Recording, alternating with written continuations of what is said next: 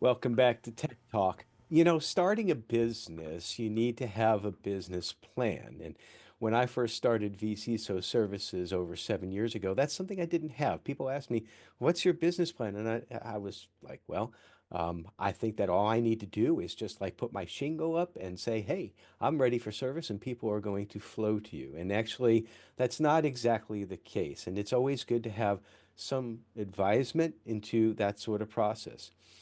Will Klusovsky joins us today. He does that and a lot more for security focused businesses. We're going to talk a little bit about that and how he can help and just talk about the problem of a business plan and how to get your business off the ground and how technology kind of focuses in on that too. Will, thank you so much for joining us today. Hey, Greg, thanks for having me. Great, excited to be here and chat about whatever. Well, we'd like to focus a little bit on, like I said, the whole process of like starting a business. And I know you do a lot in the area of helping security companies like my own and other MSPs. Can you talk a little bit more, first of all, just to give us an idea about what it is you do and what problems that you're trying to solve with what you do? Yeah, for sure. And it all spawned from been doing this almost 25 years now, working in cybersecurity, most of that time in those consulting and managed services firms. Um, and in that time, I've kind of worked in every department that exists. So Mm. I've kind of been everywhere and led everything. And so I decided, well, what better way to do than to kind of go out and help those who are, leading, creating these organizations. So I do a couple of things. I've done in the past and do one of the offerings I keep is a business roadmap, which is essentially takes a look at, everything you're doing and helps you plan out ways to be better. I do some go-to-market strategy where we really talk about, what your marketing looks like, what your sales enablement looks like, all of that good stuff so that you can make sure you're messaging things properly and have the right expectations. And then I do some content creation. So we met via LinkedIn. I'm a Mhm. pretty loud voice on there as well. So I do everything from full on, the type of content most people would do with internal resources as well as ghostwriting and stuff.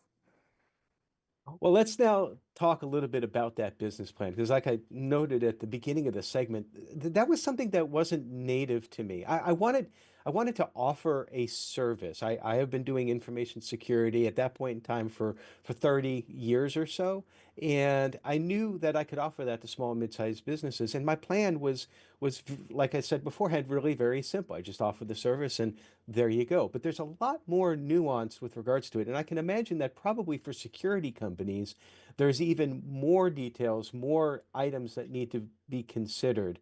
So let's step me through a little bit of the process of how you help security companies with their roadmap, starting from the beginning of getting them maybe to realize that they need one.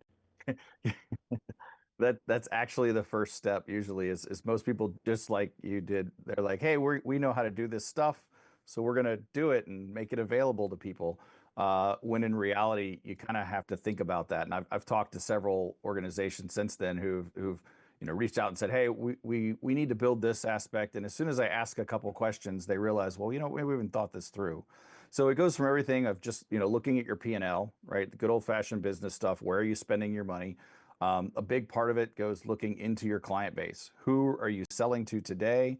A big sort of gut check for a lot of organizations is thinking they're working in one aspect of the market when they're not, right? Like we want to be an enterprise service company, but you're really selling to the mid market or focusing on one industry versus the other. So really taking a look at the client interaction, who you're selling to, how you're messaging, that's a big one. Almost everybody I advise, whether formally or informally, they have some type of content that talks about all the pretty lights and all the bells and whistles, but doesn't talk about what me as a customer, what I need.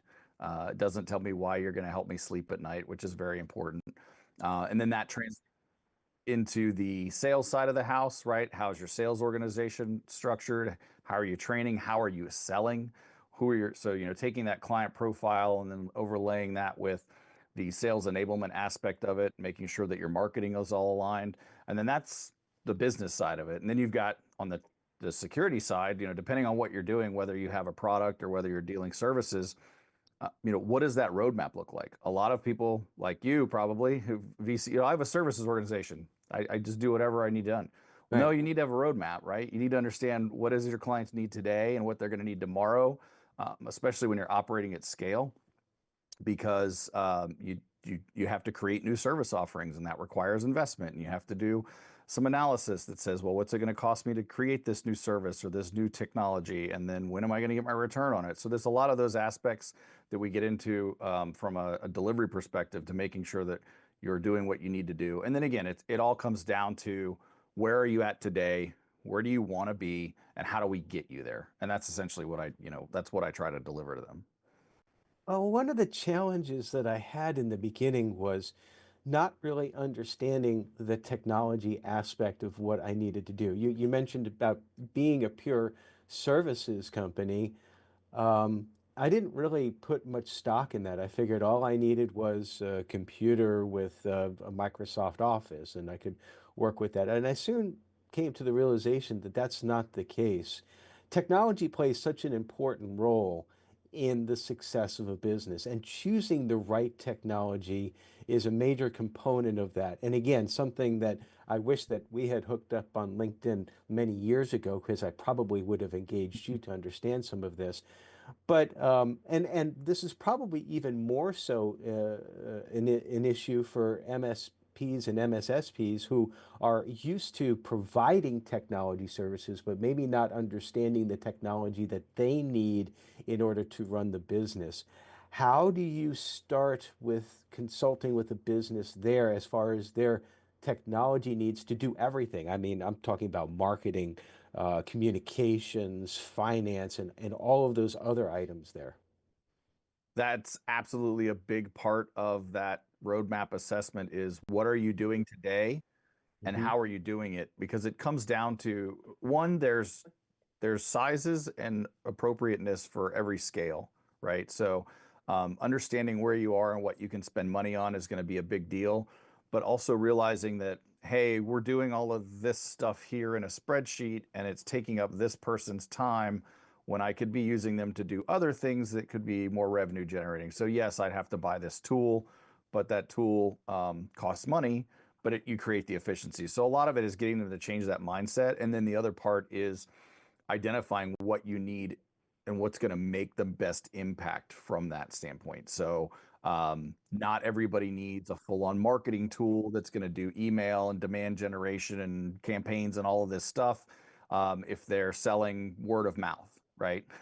Or if they're not, we're looking to punch up into the next level. And same thing goes with looking at, from a SOC standpoint, if you're delivering a managed services organization, you want to be able to have good data on what your analysts are doing, how much time they're spending on things. If you've got the wrong kind of ticketing system in there, you may have a problem with that. Another thing I've seen is just the way that they structure. Oh, we've got project managers for everything, but we don't have things that actually require projects. So you're paying for project management tools to do something that's a service. So a lot of that is right sizing and right aligning the technology to what you actually need. And again, that's kind of those of us who kind of grew up as security people, we like technology, we like it to do stuff. And to your point, at the end of the day, when you're providing those type of services, there's always going to be a technology that's going to implement those controls and manage those controls. But you still need to be able to accurately identify which are the right ones to put in place and which ones are viable for that organization. That was a term that I learned when I first started out too, the term cost of doing business. And technology is a cost of doing business. They also say it costs money to make money. For But you sure. brought out a good point that I wanted to emphasize and maybe just touch on a little bit further, and that is that you don't necessarily need to go with the highest whiz bang solution. When I first started, I was convinced that I needed some sort of a finance system in order to track finances, keep them separate, be able to create financial reports. And there are actually solutions, technological solutions out there that you can start on a free tier and begin to learn about it, and then learn more about the technology that you need. Is it that important that the business owner understand the technology that they need before they actually purchase the technology, and how can they find that understanding? I think so. I think it's good to leverage your network as much as possible and leverage those the free trials, so to speak. But it's a big research aspect, and that's actually an advantage of having somebody like me come into the organization who can say, "Oh, you're a mid-market firm who's selling to these people. These are the kind of the technologies I typically see going into play. You're not going to implement SAP because you're not, a giant multi-conglomerate. So you're going to be using this smaller product here, or, so that does help right size. And I think also it helps those of us who've ever done any kind of sales or sales adjacent work understand that part of that is educating. And so that's really what I'm trying to do too in that case is or they should be trying to do when they're looking at a technology is, well, let me learn about this finance tool, or let me learn about this marketing tool. Why do I need this? What is it going to help me? Oh, cool, it does this neat thing. I can tell you, as somebody who's worked at organizations that had no CRM, no, and then put one in place, and then immediately saw the value of, oh, look at these reports I Hmm. can check. Look at all this manual data I used to have.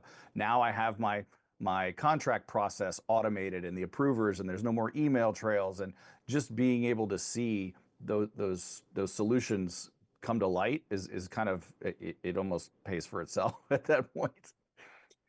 Yeah, bottom line is that you need technology in order to run your business, but you need to approach it from a very smart perspective. You need to talk with people like Will, who can help you along with the evaluation of what you need and what maybe you don't need. And more importantly, too, how to learn and how to grow with the technology. So, Will, thank you so much. Look forward to chatting more with you later on.